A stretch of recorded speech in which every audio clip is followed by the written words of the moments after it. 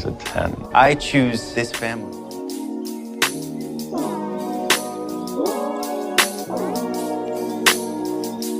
Hey guys, welcome to episode 179 of 911 Lone Star Roundup. I'm one of your hosts, Grace, and with me are my lovely co-hosts, Katie and EJ. Hey guys. Hello. Today we'll be talking about the final two episodes of 911 Nashville, which are season 1, episodes 17 and 18, titled Saboteur and Intrusive Thoughts. And there is quite a lot of things that happen in these two episodes, so as usual, we're going to get into it. First one in 117, we have Dixie crying her whole sob story out. And at first, like, while they were like, who is she talking to?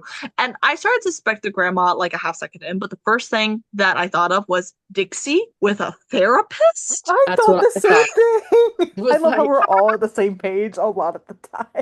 Yeah, That's what yeah. I was To thinking. an I was like, actual Dixie in therapist about therapy? this. The I craziest don't one see in this that happening. series is actually somebody who goes to therapy. Yeah, now I'm would like, never someone do that. revoke that person's license if that's the case, because they're not I'm doing a honestly good waiting job. for somebody on this show. Well, I guess technically we did get couples therapy, but I'm looking for just like good old-fashioned therapy. I'm waiting for somebody to. I want them to have like a Frank of Nashville. Yeah. Frank just goes to Imagine- Nashville because he's sick of LA. Right. So I was gonna say, imagine Frank moves to Nashville and he starts practicing there, and he gets all these people, and there's like, actually, LA was better. He's like, Right, I that'd be think I'm so going back. funny. I've been really back. I'll take everything that's going on with Buck and that crew over whatever the fuck is happening at 113. Oh, jeez. That's good. I like it. So she gets her hand slapped, and it's the grandmother. And like, good job, Mima. Were we all just like, oh my gosh, Mima is the one with sense, and then Mima actually turns out to be just as bad. I was like, well, at least we know where Dixie gets it from. Holy, yeah. Yeah, like a little bit we got in Dawn Begins. I was like, oh, she's great. Yeah, And that's then what I it thought. was just like, well, I guess Dixie learned it somewhere. I guess so. Yeah, I was shocked. I was like, oh, okay, spicy granny.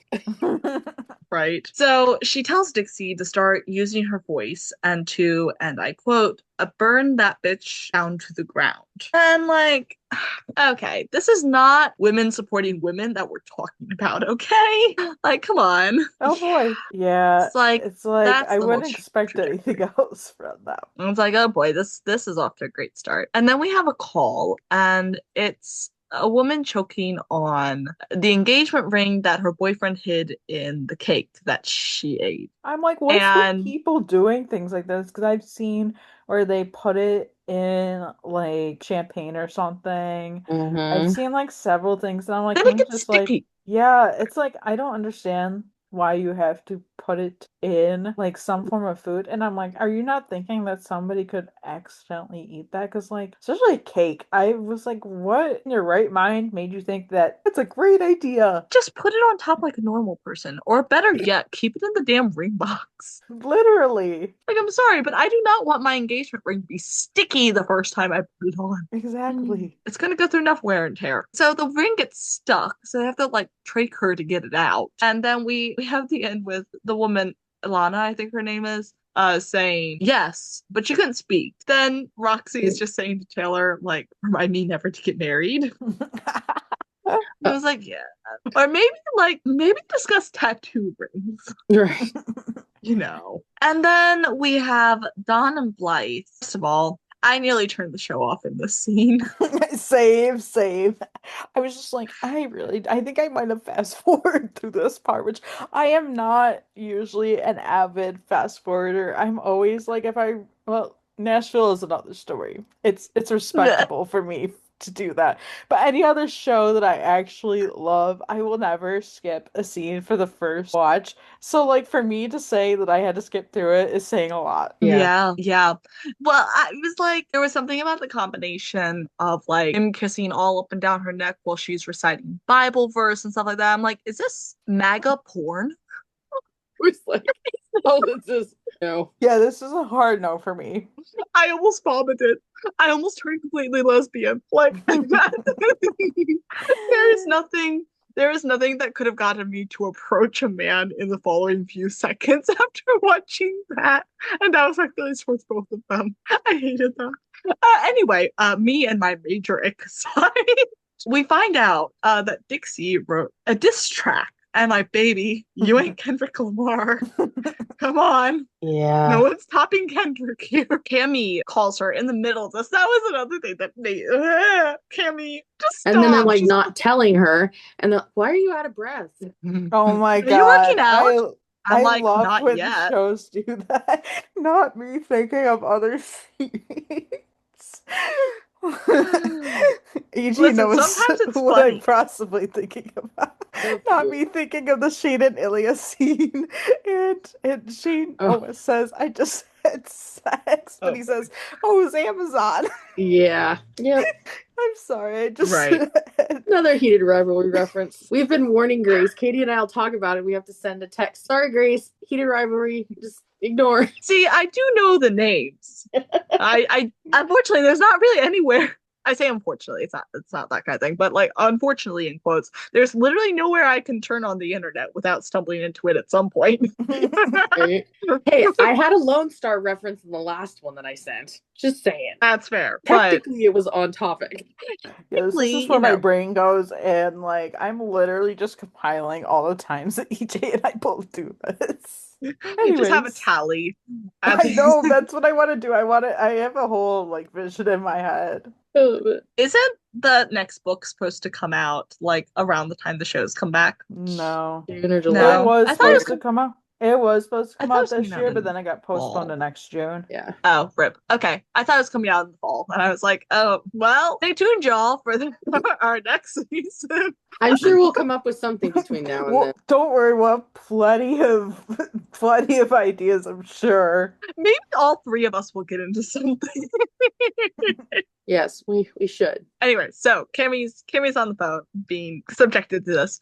And apparently Dixie knows things about Blythe, and she's talking about DUIs, cat fights. So that's fun times. Not gonna lie, it was a little bit catchy. I was like, cool off Dixie. I'm like, it had a cool beat, but yeah, it was like full on diss. I'm like, when your grandmommy said that, I wouldn't have said that's exactly where I would have gone with it. Plus, how would you have written it and recorded it within the course of like 3 days? Not that it doesn't happen, but I don't think Dixie was that talented. Okay, well, she's supposed to be some like unknown legend, but I don't know.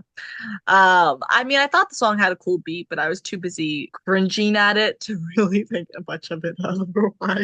My cringe factor was in play here because I was just like, this feels like when there are song lyrics in books. I don't know how to explain it. Anyway, sometimes it works, sometimes. But Dixie's saying something along the lines of like, I'm not stopping until I'm done. I Well, was like, clever, sure. Until I'm with Don.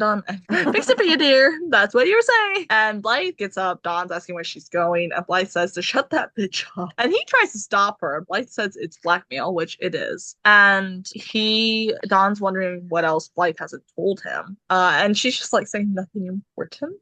Like she's told him all the important stuff. And I'm like, that always means there's something else. I'm like, that's not comforting. Right. And like also, I don't know, the stuff that we like do know about and find out about and stuff, like first of all, it's either that he said he didn't want to know, or stuff that doesn't make sense that she wouldn't have mentioned at some point in their 20, 30 years, like 30 years together anyway. I'm gonna say, Am I because the only one? Ryan's like almost, if not over 30, so they've been back together for at least 20 years. Exactly. And even the stuff from like her being in high school and in college and stuff, like, hey, you're a dumb kid, you make some dumb mistakes. Like, this is your husband, you can tell him your dumb mistakes, he made others. I don't know. I just felt like so much of this was unnecessary.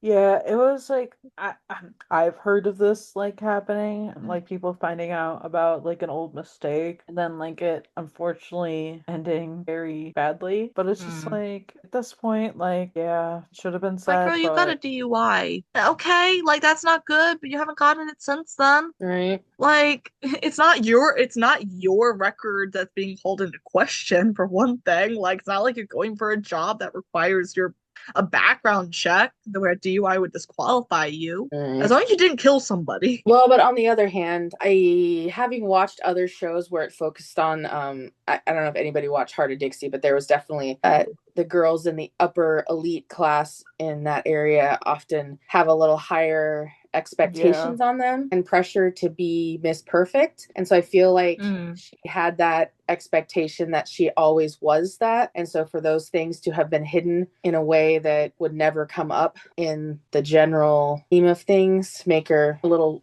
better to the public eye. And I think now it's backfiring because if you do stuff, it will eventually get found out. It's like putting stuff on the internet. There's no delete button on the internet. Once it's out there, it's out there. Yeah.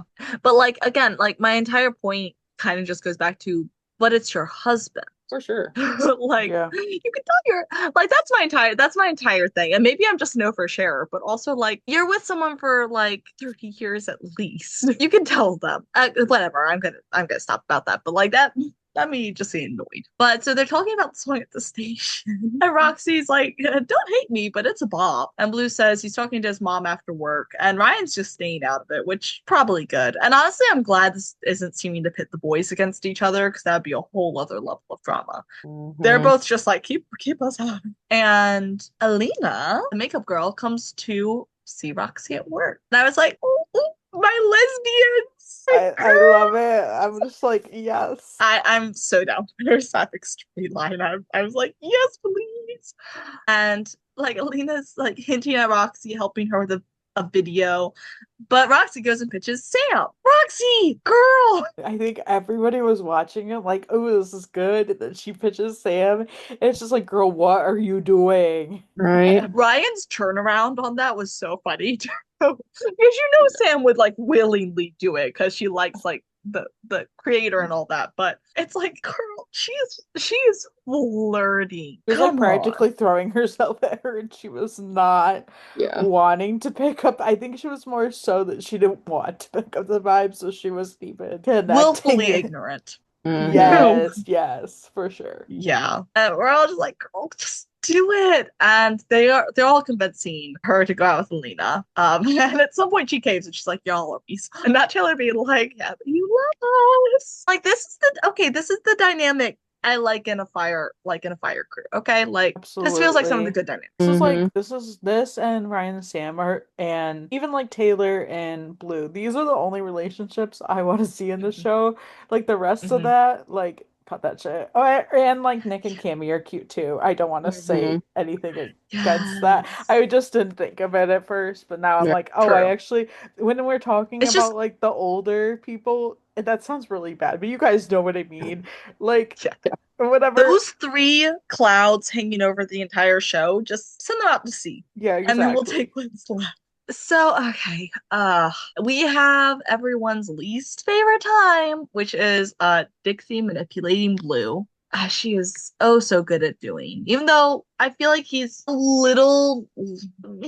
standing up a little bit, I feel like, but still. She's just going, he'll always have to pick between her and his dad, because she's like, oh, I'm doing it for you. Oh, like I do it because I just want to be part of your life.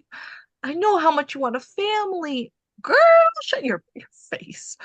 Yeah, she made me so mad in this scene. Like, just, she's so manipulative, and she's using the fact that that's, for Blue, that's his mom, so he's gonna, like, whatever, she's easily able to manipulate him after all these years, of course. But it's also, like, he, like, hardcore, for her, he will do whatever to please her, and I'm just like, he's starting to get a backbone and like kind of stand up to her a little bit, or be like, you're crazy, but like I think she still is able to manipulate him a lot. Like he's learning to question her, but like not fast enough for like the whole situation that's developing here. So we get into good stuff now. So we have Roxy and Alina on a date. And it's so cute. They're doing the whole hot wings date. And I'm watching this. I cannot do spice of any kind. I wish I could. Either. I really wish I could. Yeah, I do too. Okay, it's, the weirdest thing about it is like sometimes I crave it. Like very rarely, but like sometimes I crave it. And I don't know why this is, because like I am literally the only one in my family that cannot do it. Like my brother can literally eat the hottest wing at a place. Like I think like my brother like would thrive on like a Hot Ones show. Like with like no sweat or no nothing. Me, not so much. I am literally just not meant for spice, that kind of spice. Yeah. Yeah, sadly. You know, this briefly reminded me of like the Hot Ones challenge, but just like they're using like the hottest one at this place, and like they've been having this bickering fight over which one's better. And I'm like, when it ggets there's like a level of heat that when it gets over, to me, it's just heat for heat. I'm like, that can't be satisfying. That's my opinion. I don't mind some spice, but I can only handle so much. Only spice I like is flavor. Any form of heat, I just cannot. I always just say I'm way too white. I'm way too white. I can't do it. I wish I could. And then, it's going so well. Roxy makes it weird. She's sabotaging. And she's telling Taylor about it later. And essentially she just started going on about like chemistry and glands and everything. Yeah, Like, it was girl. not an attractive conversation. I was like, Roxy, girl, what are you doing? Yeah, it was. I was like, I think we went the wrong way here. Yeah. And then we have, Taylor and Roxy having this like deep conversation and everything. And then we have Blue running the blender in the background. And we had like a whole scene earlier, like where he takes longer in the shower than like she does, kind of thing.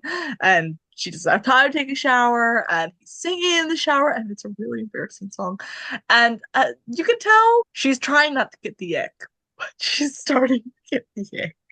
Yeah, It's this like is this like the is younger version of Owen Strand. I didn't connect it until this you're episode with all the you're so hair right. things. I was like, yep, this is the younger version Yep, of Owen. for sure. You are so right, He's actually. more he's more Owen than TK Owen in some ways. Yes. You're right. Oh my goodness. And he's so like young and naive that it's just kind of like, okay, I guess it's fine. But like, as nice as Taylor is to have given him like a place to crash when his mom kicked him out, it's too early. They Yeah. only just started dating. They need space. Um, so Taylor needs to talk to him about moving out. And then we have this call, whereas this poor guy, he fell and he can't get up, and he cut himself and hurt his shoulder. His glucose is astronomically high, and it's making his blood white, which I definitely never heard of before. No, the only thing I've heard of is when your blood sugar does stay high for too long, acid builds up in your system, but I don't think it ever turns your blood white. But that was, yeah, as apparently the fat was getting into his bloodstream, and I think yeah. I saw it before in a show, but honestly, I can't remember exactly what the details to that was. Mhm. Maybe it was like not white, maybe it was a different color. I don't know. I remember that girl in Night Shift that her blood was like chocolate and it was thick. And Yes, I do remember yeah, that. but I'm like, that was something completely different. I don't want to say they bullshitted it, because that would be definitely out of character for the shows. They tend to grab a lot of super random, like rare stuff. Mm-hmm. But I, as far as I know, don't know if I think they've completely bullshitted. However, I did do a quick search, and I am not able to find anything that says that this can actually happen. So take it all with a grain of salt, Right. because I don't know about that, but it's not good. And he's mentioning having commitment issues, and his girlfriend left him, which is when he let himself go. He like clearly got super depressed and everything. Uh, but he winds up having a stroke, which, yes, hyperglycemia can do this. Mm-hmm. And Do a lot of things. it is extremely dangerous. Both ends of it, extremely dangerous. And they do wind up getting him to the hospital in that golden hour before it gets worse. That's great. It's clear like this is one of those scenes that is meant to like touch someone in a way, and it's clearly meant for Roxy, because Roxy, the whole thing is having commitment issues. Right. Because we're getting a story at this point that like she had a girl that she loved back in New York. At this time, we don't know what happened with her. We learn later, but at this time, did we find out about it in the last scene, actually? No, we No, did find out about it in the last scene. I thought it was later. Maybe, whatever. We'll just leave it for now. If it doesn't come up again, we might discuss it, but we'll see. But so we have Blythe and Dawn having Dixie over to discuss. And I'll be so real with you guys before I start talking about this. I skipped most of this because I could not handle it. So some of it I watched, other bits, not so much, but sort of definitely a help. Dixie wants 2 million, or she wants to end this whole banishment, go to the firehouse, be able to go to family parties with the boys. Our boys. Our boys. Yeah. I as much as I don't like her, I kind of understood what she meant. Oh yeah, for sure. I Yeah. got that, but when she said it the way she did, I was like, Yeah, "Are you it was a acting bit like weird. Ryan is yours?" Because I don't think so. It Yeah. was weird, but still. And like it hurts being alone, which yes, True. also self-inflicted, my dear. Yeah, it is pretty much your fault. I can guarantee you would have more friends and your son would still be around if you were a nicer person. And then she's like, we would end this. And Blythe denies and says she'd rather pay 2 million. And not Dawn sitting there obviously considering it. Which not Dixie, but Blythe clocks and she's like, absolutely fuck not. And Dixie says the next track is worse, and each verse mentions a different guy. I will warn, we're getting into the area where I'm going to be very heated on some of these topics. Like, not all About this to rip drama. I'm just Ron. like, I'm over the drama. I'm over it. Like, Just someone die, or someone get disinherited, or someone divorce somebody, Yeah. and then just let these two toxic lovebirds scamper off into a shitty apartment. right, like if I wanted to witness this amount of drama, I would literally turn on like season 2 or season 3 of Grey's Anatomy. Yeah. I thought. I have never watched Grace, but from what I've heard, understandable. So Roxy shows up at Alina's to talk, and she tells Alina that they have chemistry, and she explains why she is afraid. And she tells Alina about Joe, and who was the guy who had commitment issues that they rescued earlier, and asks her out. And she accepts it on the condition that she appears in the video about covering up scars. And then they kiss. Yay. I loved I it. love women. So that's very cute. I'm glad we got something there. We'll see what's going on later on, but like, glad to see it. And then we have Taylor and Blue. And Taylor walks into her room to see Blue wearing a helmet to prevent hair loss. And I was like, yep, again. Let me Owen. Owen say Owen. So she finally tells Blue he needs to find his own place and tells him all the icks she's been having, and she's avoiding a breakup, being like, hey, we need to slow this down. And Fair enough. which is so fair and healthy. Yeah. Because truly when you get the ick, not really come back. Like you can have icks, but when you get the ick, and then Blue has her feel his hair, it's just like it is so thick, so smooth. And then they have their adventure. And then Taylor's like, I saw what you did. And he's like, yeah, okay. Like he's chill about it. I'm glad he was chill about it, because he could have easily gotten offended or upset that she wanted him out, and but Or insecure at the idea of being kicked out again. Like, Right. Yeah. because she was not kicking him out like Dixie did by any Yeah. means, but still, Right. like, he's had a lot of uprooting in the Mhm. last period of time. Yeah, I think they both realized that, like, like obviously she was gonna give him like shelter for like, a few days, if not a few weeks. But like this is too much too soon, and I think they're both on like that page with that. Yeah, 100%. Thankfully, he is a very, like, he is a go with the flow guy. So, and then, sorry, I hate this scene. We have our final scene with Dawn asking Blythe about who is old money. And he accuses her of going back to sleep with her ex Patrick. And Blythe admits it, despite him being a scumbag, but points out Don's hypocrisy since he went to sleep with Dixie. And this is like, again, this is all during the time where they were separated. And Don never wanted to know anything about what she did when they were separated. So, hey, Don. And he's being an ass. Like, I'll just say, I understand being a little upset about it, considering especially how, like, things went with Patrick. But like he is being a complete ass to her. And then Blythe accuses Dawn of entertaining Dixie and tells her her mind before leaving because she's like, you like having her around. And he does. It's very clear. Divorce.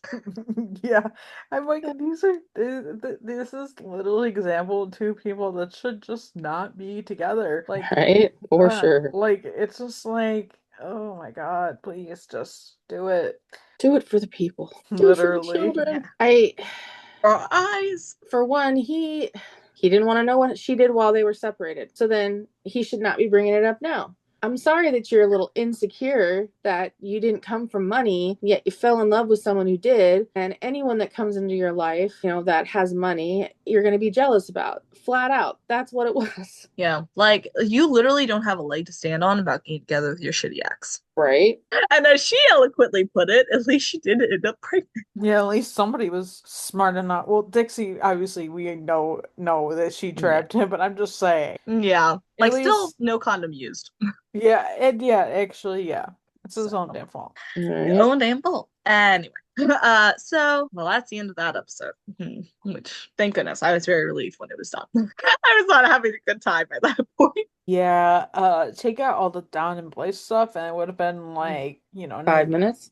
90% better. We could have Yes, added but also much better. We could have added a bunch more stuff to this. Yeah. Now we're on to the finale, 118. And I'm having a whole crisis about this.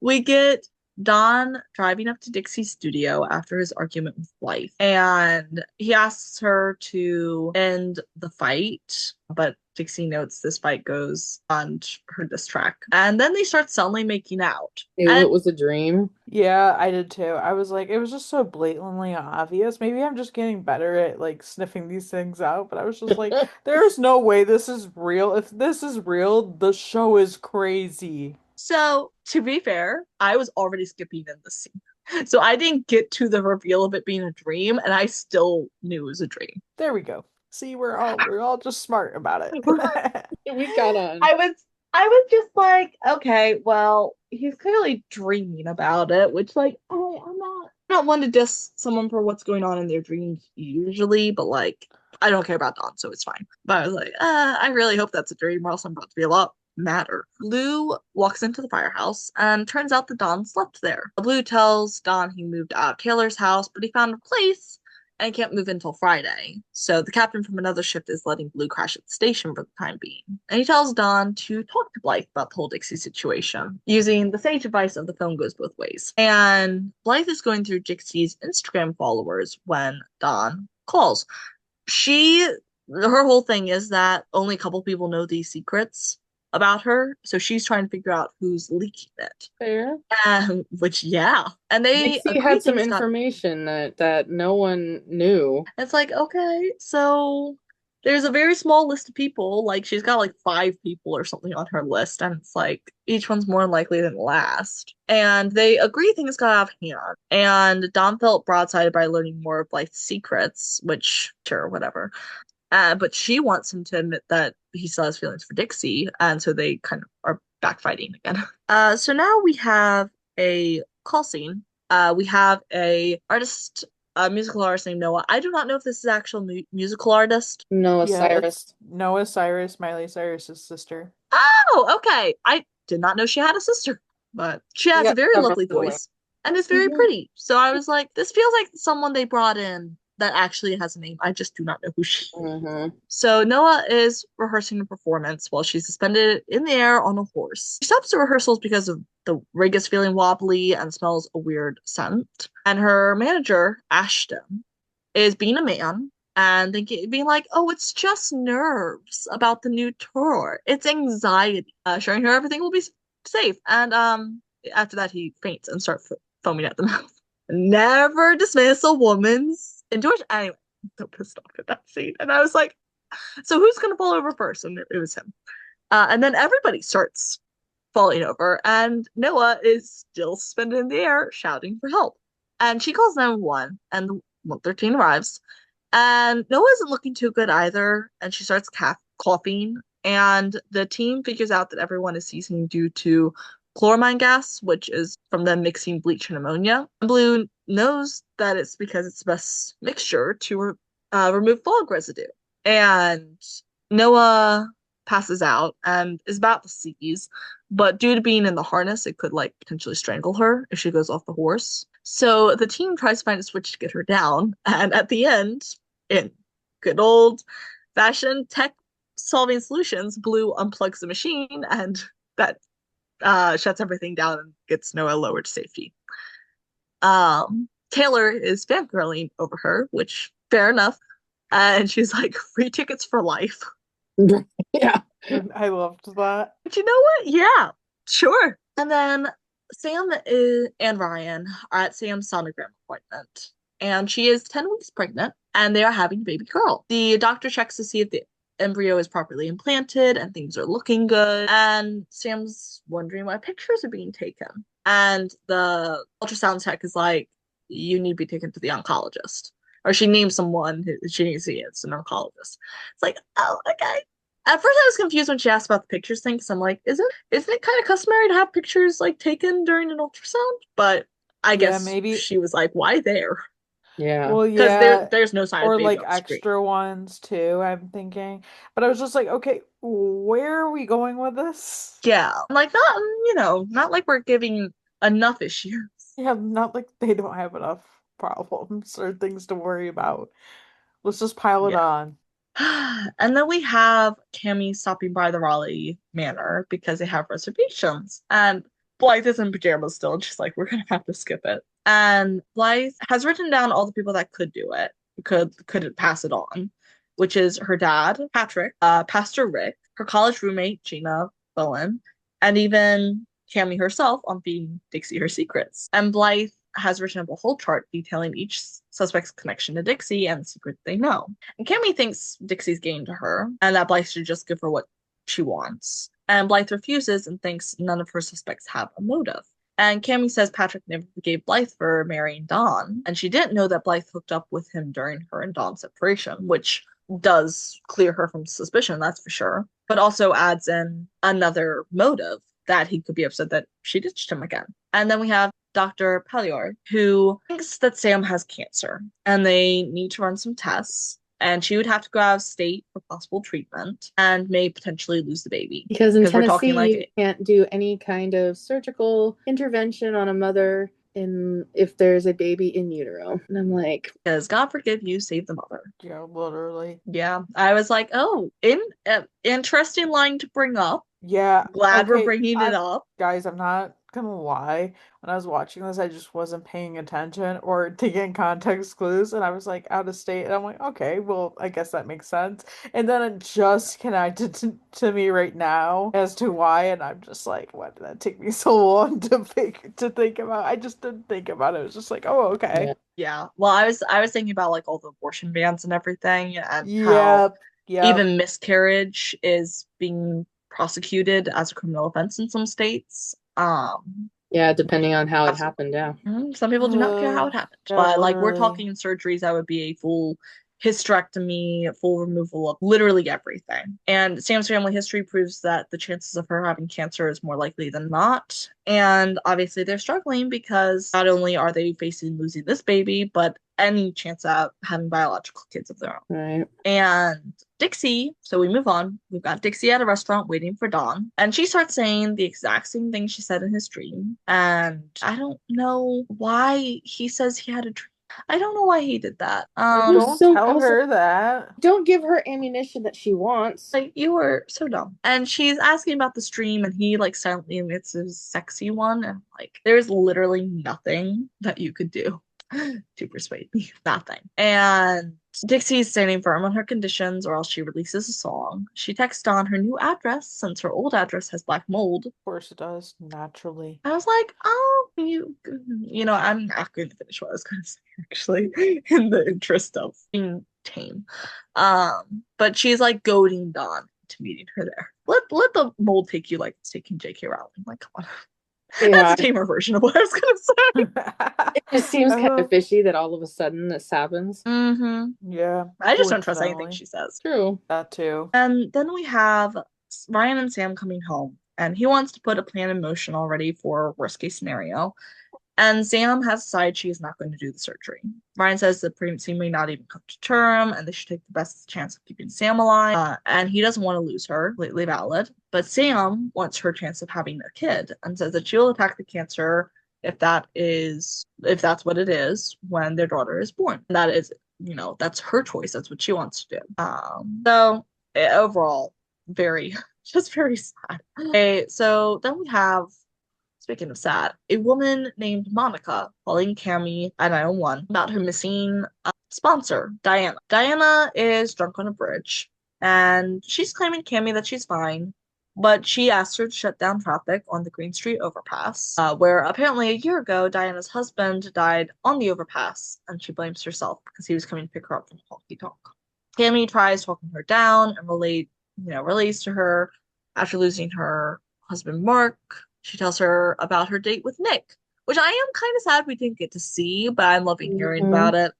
Apparently consisted of going to a dive bar and then dancing under the stars, as she puts it, badly. And then Diana's like, I can't take doing this for 3 years, like Cami, and she falls. Like, you can tell that she regretted it like the second her hand left the rail, and she lands on a semi, which Cami had Lorna dispatch to the bridge to catch her, because they were the only vehicles that were available to help. I'll say the whole line of semis underneath the bridge had me a little bit emotional. Like I was tearing up and everything. I was like, oh my god. Yeah, the scene really got me. Like Yeah, I that was was so tearing good. up and crying during the scene. It was emotional. Yeah, truckers are all for support like that. I love it. Then we have Dawn calling Blythe, and she doesn't answer. And he pings her location, and she's at a restaurant. And he sees her with Patrick. He texts Dixie to meet up with her. I'm not going to say. Moving on. And in the restaurant, Blythe asks about Patrick's family, Julia, his wife, and their kids. And she asks about Dixie, and he replies that he's never spoken to her. And she shows Patrick the song that Dixie wrote, and he realizes who it's about. And she tells him Dixie name drops him in their upcoming song. And he tells her to pay the ransom and admits that he was dating Julia at the time of his little rendezvous with Blythe, which Blythe did not know. Throw all the men away. Literally. It's just like, and it's like, okay, well, that's not necessarily her problem. Like, that's your own problem. Yeah. And then he's defending it like, oh, I wasn't married at the time.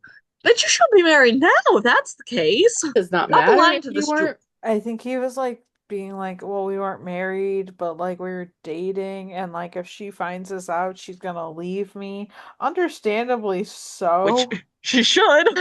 Yeah. Hey, Blythe, be a girl's girl and drop a note to Julia. Right? We need to stop letting men get away with this shit. So then we have a very sweet scene. We have a mom trying to get her baby Rosie to crawl, and she wants to show up her mom's group. Um, and it's kind of funny because she was like, even though everyone else's babies were like these like perfect mom's babies were crawling weeks ago, and then she's like, no, don't take my intrusive thoughts upon you. Like that's not your problem. You're perfect. And that sounds about right for our generation's parenting. Go mama. Then a lawnmower crashes through the fence. And honestly, this is not what I thought was gonna happen because they had that whole creaking tree branch above Yes. them. And I'm like, well, did you show that? They were trying to divert it. I was like, oh, that baby's gonna get crushed under a branch. No. So a lawnmower crashes through the fence because Mr. Woods has lost consciousness.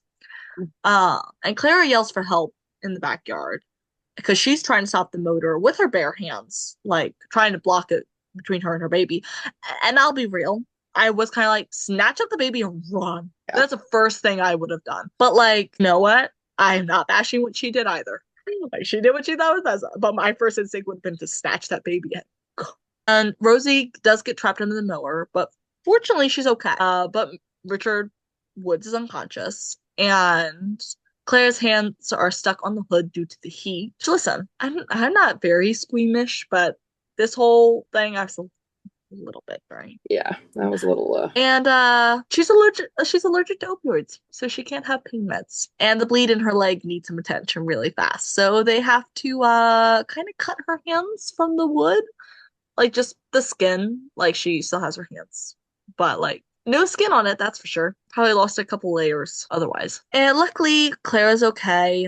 Rosie's okay. And Don tells Ryan not to underestimate a mother's will. And so then we have Blythe showing Dixie's song to Edward, and he is not pleased. Edward says Blythe was shoplifting at 14 and she screwed it up at college.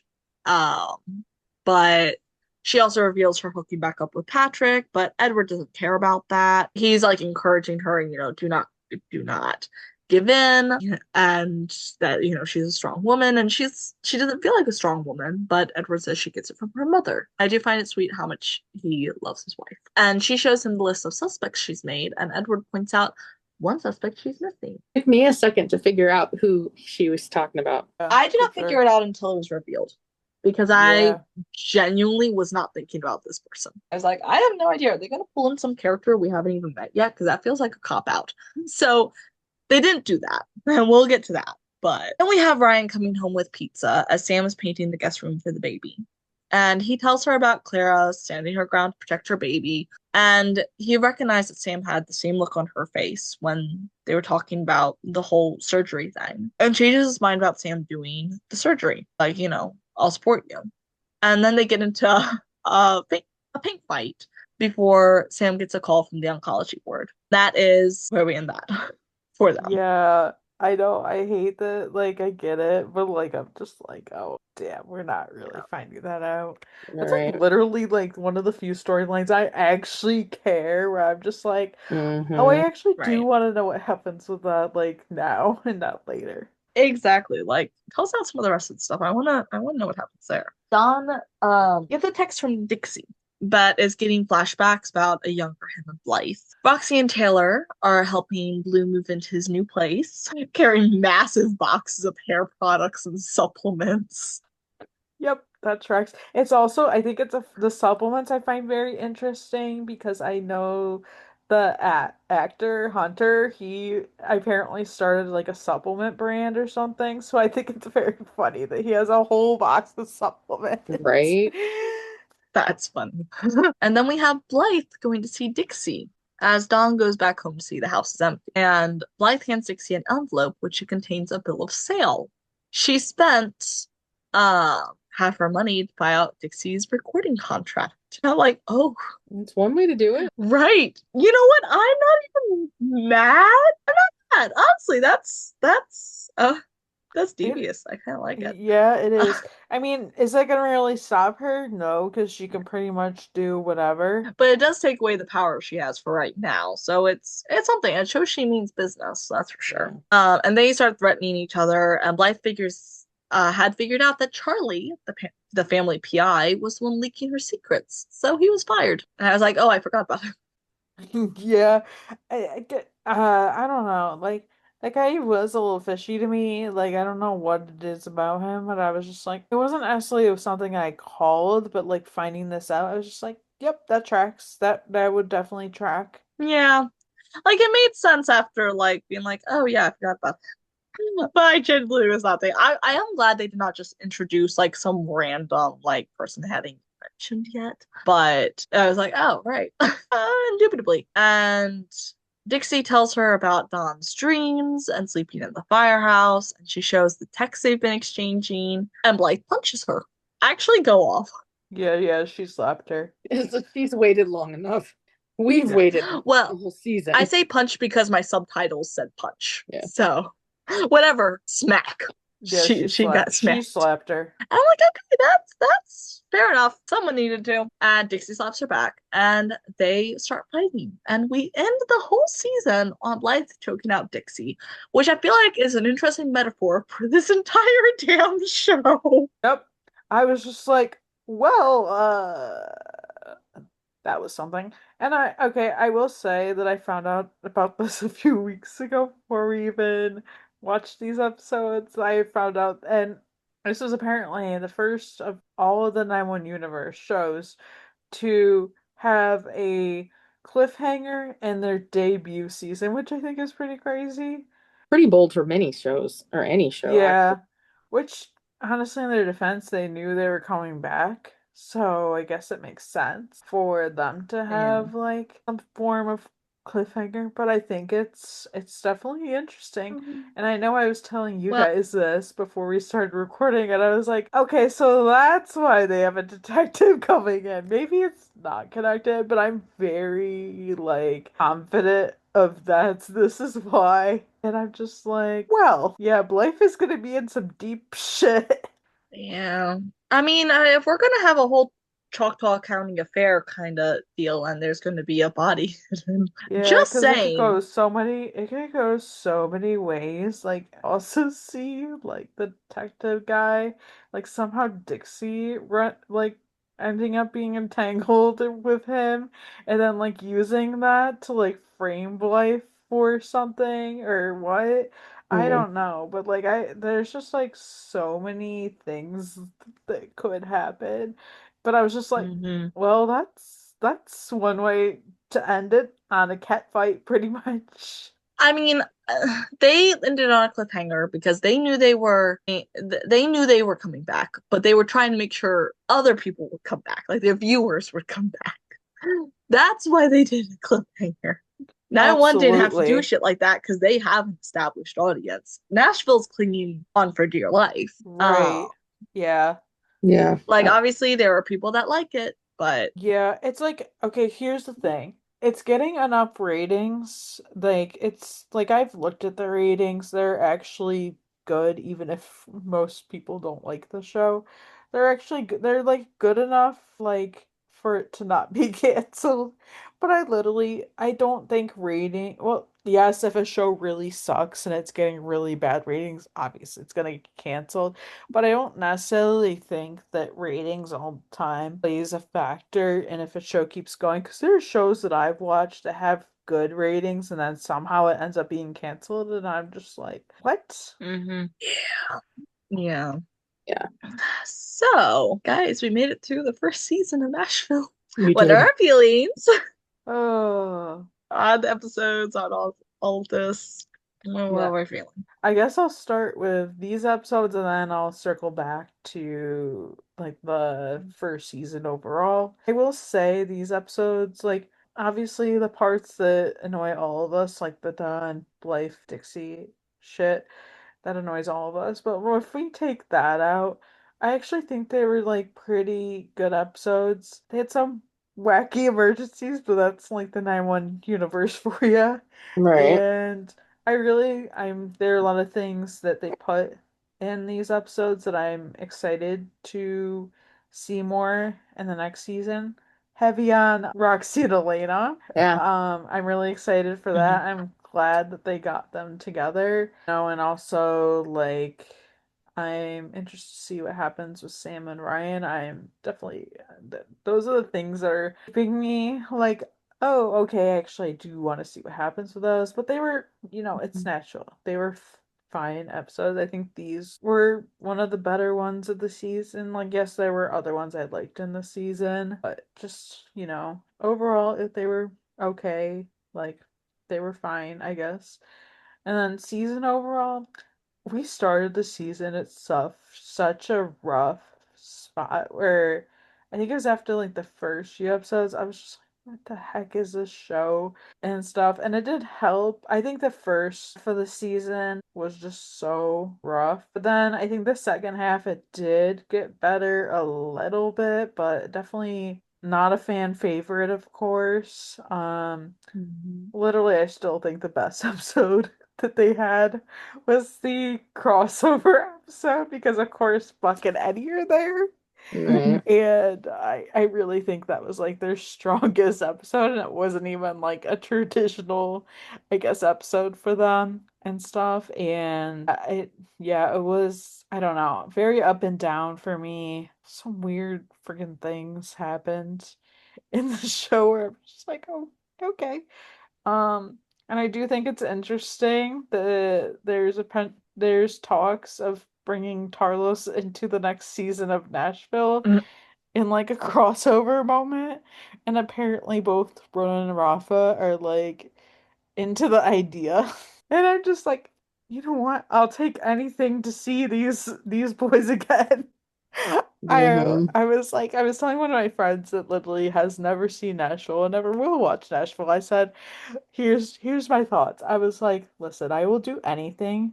Since they wouldn't give us a Tarlo spinoff, I will do anything to see them again. So honestly, I don't care. Like I'm here for it. I think that Yeah. was a random tidbit of information to find out. But yeah, I there was a point in the season where and I think it was when we were covering a bunch of Nashville episodes during a catch up Mm-hmm. um where I was just like, "Oh my God, I'm like I can't do this. I don't know if I want to watch this again." And Mm-hmm. I don't know. It has improved a little bit. Not where I'm like, oh my God, I love this show. That will never happen. But it's improved a little bit where I'm just like, well, I can watch this to like judge it and review it and talk about it on the podcast. Mm-hmm. But Mm-hmm. yeah, those are my thoughts. Yeah, I was thinking when Katie was talking, I'm like, what do I say? So these last two episodes were interesting. I definitely feel like the entire season wrapped up in the whole like Dixie Dawn Blythe storyline kind of needed to be wrapped up. Like, so I'm glad there's something coming. I don't know what that something's going to be. And I'm definitely curious where they're going with Roxy and then Blue and Taylor and Elena. And then even Sam and Ryan, like finding out they're having a girl. I'm glad when they first had her doing the ultrasound, I'm glad that the doctor was like, oh yeah, the blood test came back and gave us a gender. And because I'm like, you can't find out the gender from an ultrasound at 10 weeks.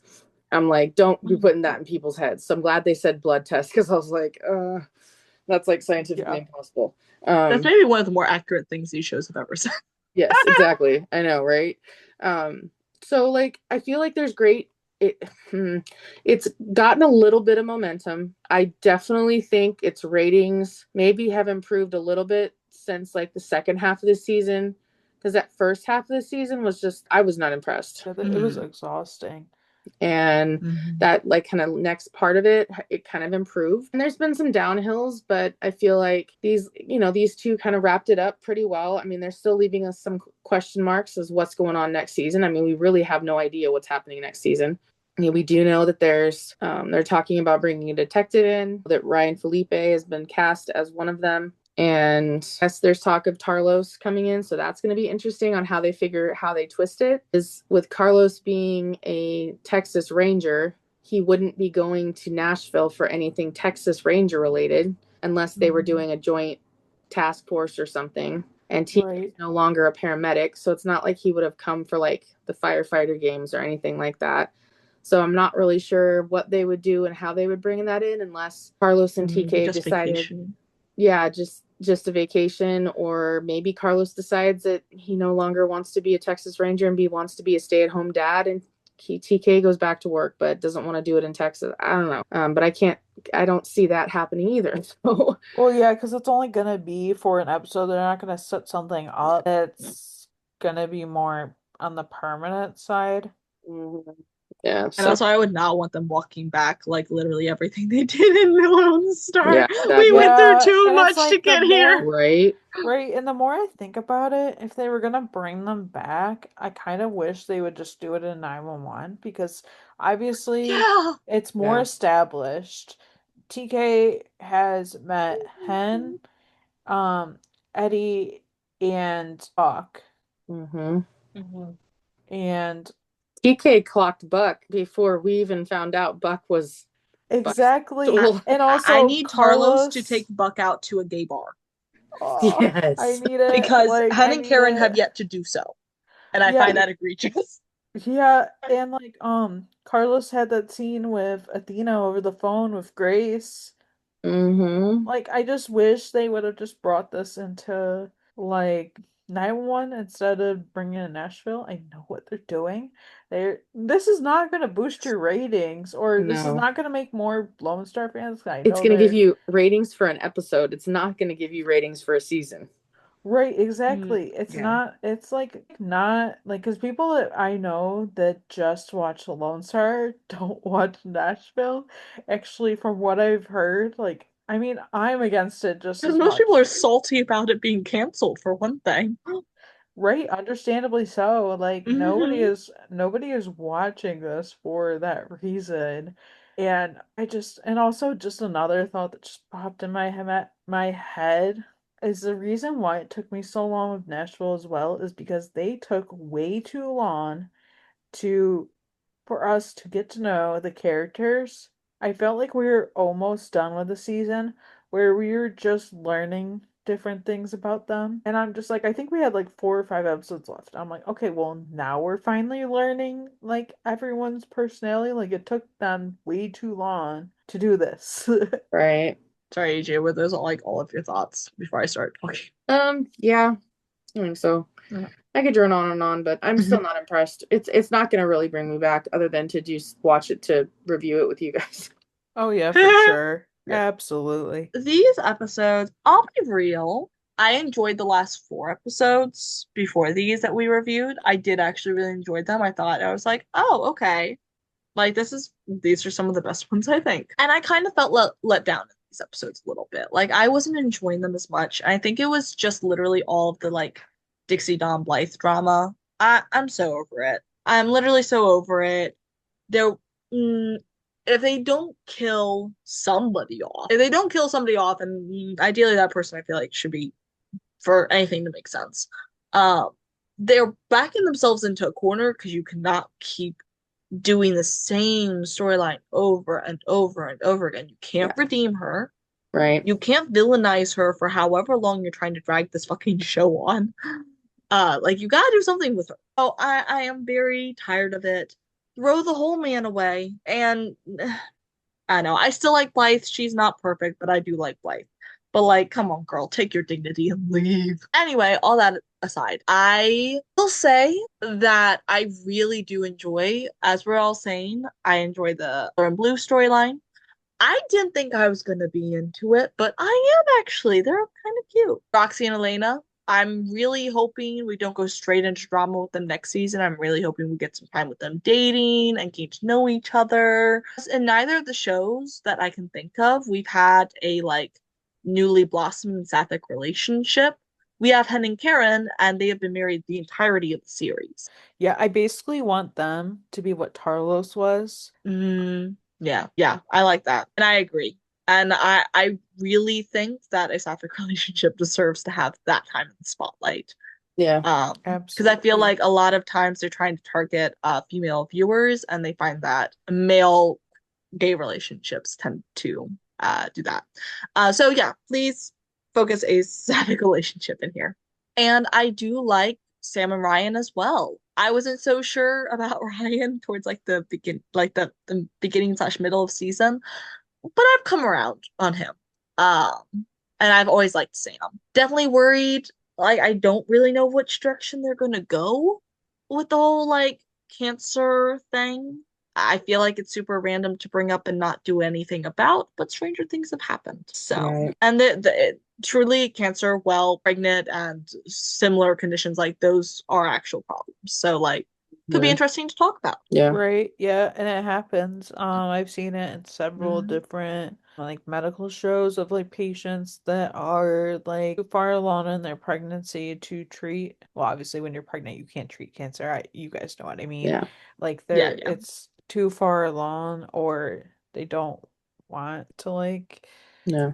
obviously like lose a child, so they wait until they give birth and then they attack it. So I it's Yeah. as sad as it is, and I feel like they're going through enough. I do Mm, find it like at least a little bit interesting where I'm just like, oh, where are they gonna go with 100%. this? Yeah. Yeah.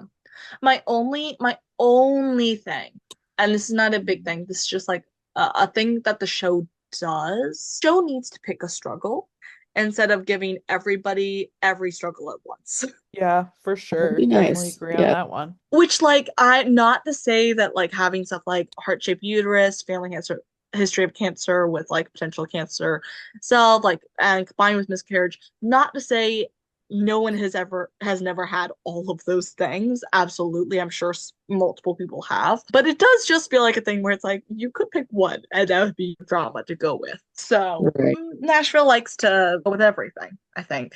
It throws spaghetti at the wall and see what sticks. But yeah, definitely interested to see what happens with that. As far as the whole season goes, listen, first half of season, not fucking special. Second half, it was better. And that's because they started focusing on more than just Dawn, Blythe, and Pixie. Truly, the other characters, the younger characters, are what is saving this whole damn show at all. Because I really Yeah, for wonder sure. if they did not focus on them, if they would even have any of the views and ratings that they do have, because this is insane.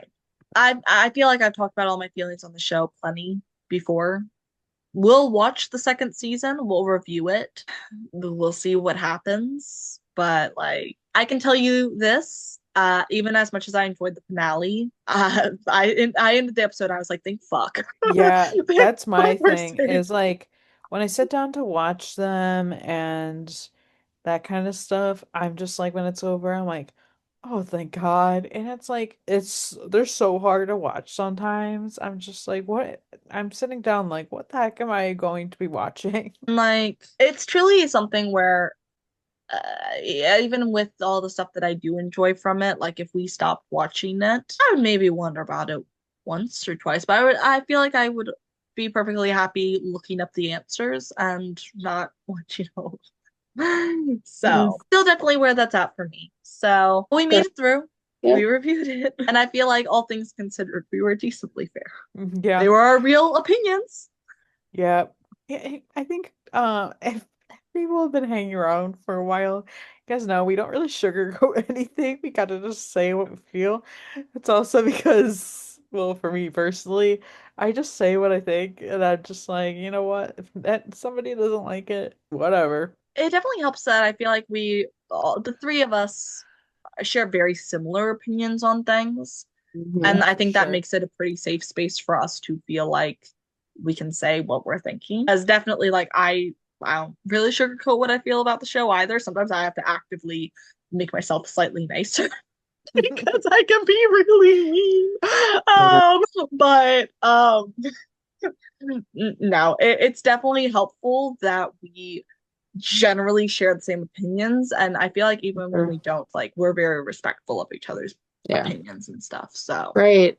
Yeah, for sure. And I love feel that. like we're also like that with those who have popped into our Discord server and have even like said, hey, I do like Nashville and but I'm Hmm. still listening to you guys. And so it's like I just feel like we're trying to be as objective as possible, but also like we're also fans of this so we all have our own like I love that the three of us can kind of like like all of a sudden we're like, oh yeah, I clocked that. Like we all kind of like at some point clock something. And it's so cool. Like we've been doing this a long time. And I think if we didn't have the podcast, it definitely would not be a show that we would be continuing to watch after the first few episodes. But, we want to be able to review this because this may not be the only other 911 series. They Uh-huh. may in the future decide to add another one, or this one may end, or 911 would unfortunately end. I'm not putting anything out in the world, but I'm just saying, like, if they did, like, we may continue on with just reviewing the other episodes just to kind of keep the fandom going and the mention of 911 alive. And we want to talk about that. And I'm sure we'll all have stuff we want to talk about over the summer regarding it. And we definitely want to hear your opinions. And I hope that we have in the past addressed them and you don't feel like we're not being open to that. So I don't know, it's kind of rambling, but yeah, I think No.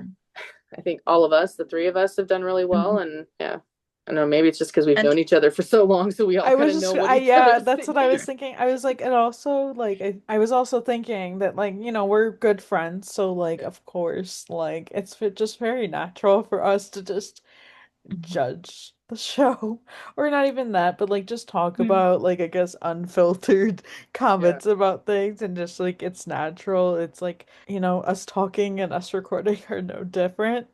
So Mm-hmm. that obviously helps. And I'm like, of course, we've gotten more open about our opinions over time, so that helps. It's crazy to Yeah. think that like when we started recording, yes, we like met each other already. We were like sort of friends. But that's like the start of the podcast. We were like getting to know each other and then we become Mm-hmm. like really good friends through it. Yeah.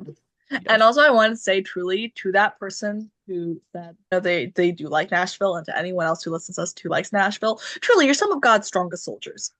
Because, Yeah, for sure. like, even as objective as we try to be and as fair as we try to be in our reviews, we definitely bash the show. I don't think unfairly, but We we also do. say that So we do that, so I feel like we it's fair recognize it. enough. We recognize it. Y'all knew what came with Yeah. y'all read the terms and conditions when you started.